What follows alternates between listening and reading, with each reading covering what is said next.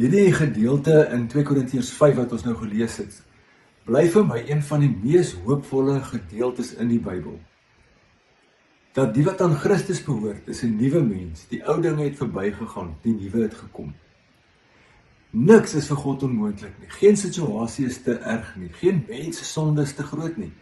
God kan ons nuut maak. Ek wil graag met julle 'n getuienis deel van wat ek altyd aan terugdink as ek hierdie gedeelte lees. En dit is van 'n man wat in die eerste gemeente daar in Windhoek waar ek bedien het.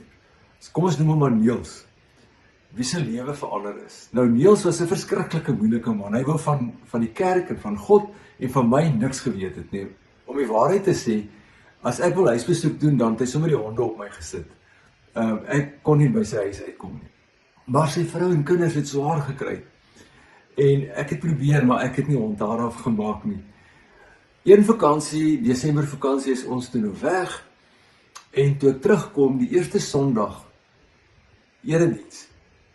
Tot my stomme verbasing, hier sit Niels en sy vrou en kinders in die kerk. Ek wonder toe, wat het gebeur? Hoe is dit moontlik dat hierdie aggressiewe, moeilike, kwaai man, ontoeganklik, dat hy in die kerk sit?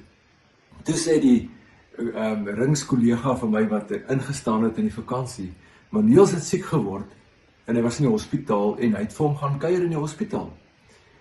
En daar's nie honde wat Niels op hom kon sit nie. En hy het begin om die evangelie met hom te deel.